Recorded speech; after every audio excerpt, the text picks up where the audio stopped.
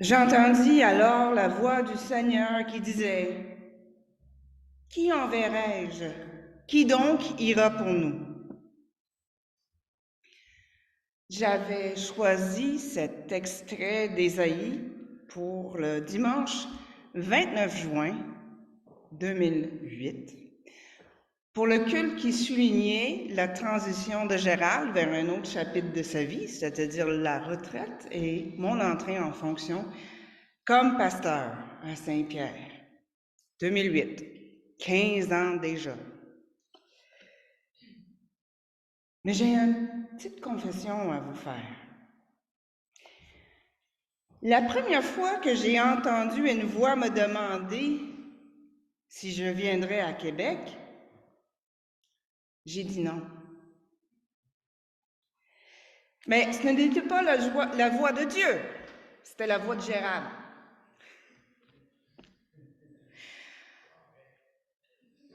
À l'époque, j'étais pasteur en Gaspésie. Nous étions en vacances et nous sommes venus au culte ici un matin. Pendant le temps du café, Gérald m'a dit qu'il venait d'annoncer à la paroisse qu'il prenait sa retraite et me demandait si je penserais poser ma candidature quand le poste serait ouvert. Non. Non. Il y avait déjà une paroisse francophone à Québec. Moi, je me sentais toujours appelée à démarrer un ou des ministères en français en Gaspésie et un peu sur le modèle de Chalmers qui appartient à une mission francophone. Vous l'aviez déjà ici à Québec. Mais le ministère en français en Gaspésie ne s'est pas réalisé comme je l'avais imaginé. Et je dois avouer que j'étais habitée par un certain sentiment d'échec. Quand j'ai enfin entendu la voix de Dieu m'appeler à venir à Québec et que j'ai fini par répondre, « Me voici, envoie-moi ». Comme quoi, je ne suis pas la seule à avoir un plan B. C, D, E, F, J. Quand j'ai débuté mon ministère ici en juillet 2008, l'assistance moyenne au culte était autour de 20, 25 et 30 le dimanche de communion. Il y avait plein de projets dans l'air. On avait le sentiment que Saint-Pierre et Pinguet étaient un trésor caché et qu'il suffirait simplement de nous faire connaître pour que les gens embarquent avec nous à la suite du Christ. La charge pastorale avait lancé une campagne de communication publique avec des petits papillons. Vous vous souvenez, on en a encore là, une boîte pleine de petits papillons qui allaient dans les journaux locaux et tout ça, que j'avais trouvé les premières semaines dans les trottoirs et les bacs de recyclage tout le long de la rue Sainte-Ursule. On avait organisé une communion sans exclusion dans le cadre des festivités du 400e de Québec. Saint-Pierre était impliqué dans l'organisation de la Nuit de la spiritualité, dans la foulée du Sommet des Amériques, ainsi que dans le comité de soutien de Mohamed Cherfi. Mais la porte s'était avérée plus étroite qu'on avait pensé. Et la charge pastorale, faut se le dire, a payé très cher certaines de ces initiatives. Et malgré tous les efforts, peu de gens sont rentrés pour rester. Pourtant, cela ne signifie pas que le ministère de Saint-Pierre et Pinguet est un échec. Le ministère ne s'évalue pas par la simple présence au culte. Pour Jésus, aller au temple ou à la synagogue n'était pas une fin en soi. C'était une halte où lui et ses disciples faisaient le plein de la parole de Dieu pour poursuivre leur route ensemble. Et même dans le texte d'Ésaïe, où on voit très bien que le temple est un lieu bien identifié pour une rencontre avec Dieu, Dieu envoie Ésaïe vers son peuple, là où ils sont. Et c'est ce que Jésus a fait. Il appelle ses disciples deux par deux. Cette semaine, j'ai été frappée par un détail dans l'extrait de l'Évangile que je n'avais pas vu avant. Jésus appelle ses premiers disciples et il laisse leur filet. Un filet, ça permet d'attraper une grande quantité de poissons dans une seule prise.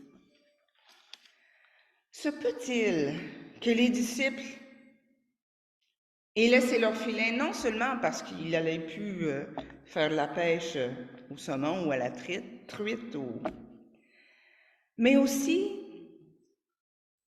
parce qu'ils allaient devenir pêcheurs d'hommes et de femmes et que cela se fait autrement. Si le Christ appelle ses disciples à être pêcheurs d'hommes et de femmes, ce n'est pas pour remplir les bancs d'une grande quantité de gens, et encore moins parce que ces derniers sont une ressource à exploiter ou une source de revenus. Je le dis souvent depuis 15 ans. En tant que communauté de disciples, nous sommes appelés non pas à survivre, mais à servir comme Jésus l'a fait. Et s'il lui arrivait d'enseigner aux foules, la plupart du temps, ses gestes les plus miraculeux,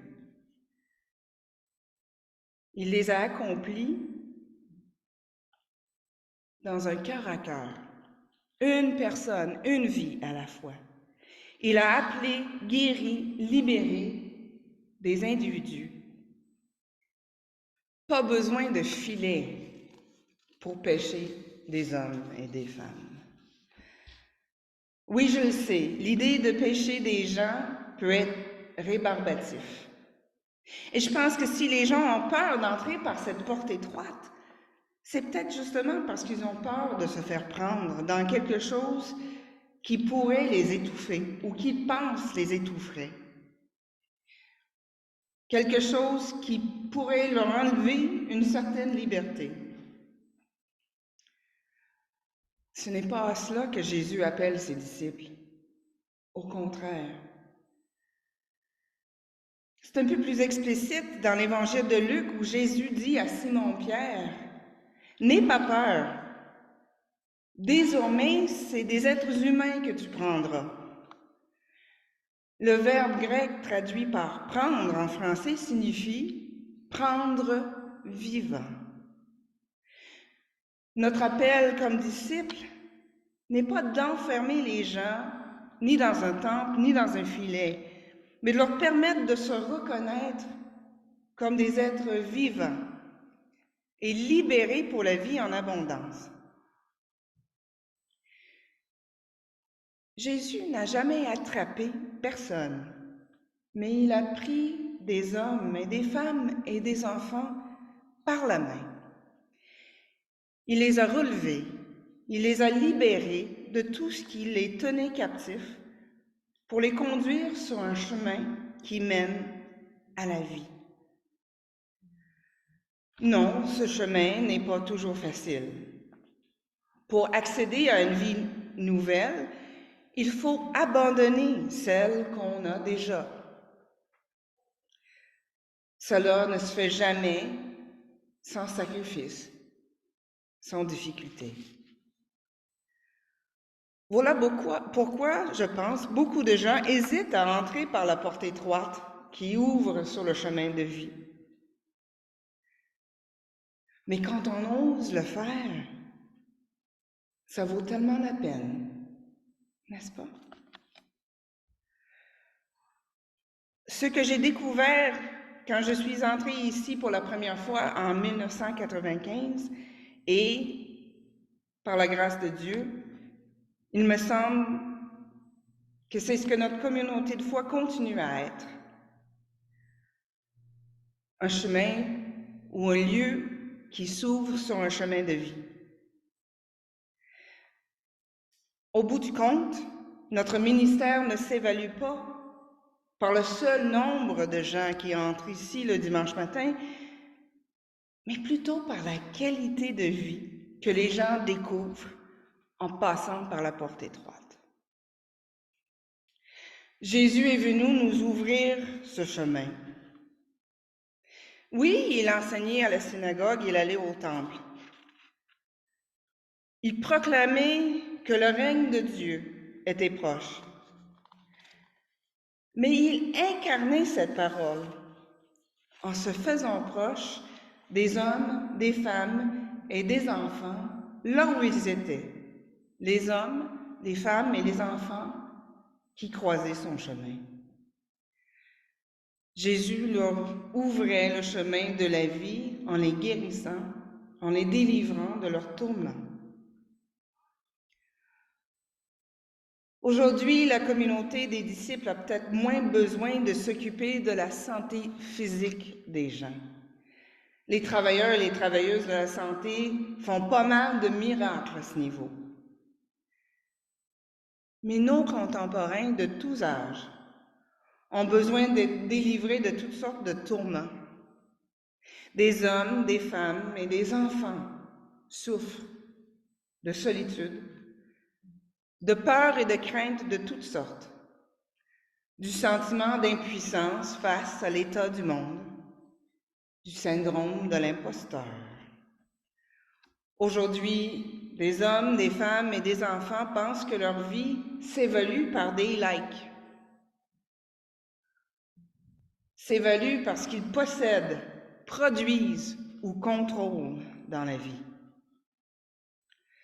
Partout autour de nous, des gens se demandent s'ils sont utiles, s'ils comptent vraiment, si la vie qu'ils ont est la seule vie possible. De nos jours, tant de gens ont besoin de croiser des hommes et des femmes et des enfants qui sont proches et qui leur permettent de se reconnaître vivants et de savoir appeler à la liberté et à la vie abondante, celle que Jésus nous offre. Déjà à l'époque d'Ésaïe, beaucoup de gens avaient laissé de côté la religion de leurs ancêtres. Ils s'inclinaient devant de faux dieux, négligeaient la justice sociale et s'enrichissaient aux dépens des plus démunis de la société. Les gouvernements cherchaient la prospérité et la sécurité de la nation dans des alliances sociopolitiques plutôt que dans la fidélité à Dieu. Et le message d'Ésaïe au peuple de Dieu retentit. Courir après la richesse, les idoles, la puissance militaire, c'est courir à sa perte.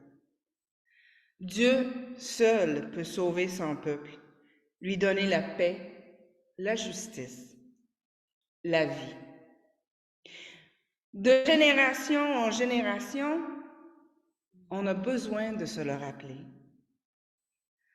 Pas uniquement au temple, mais à tous les carrefours.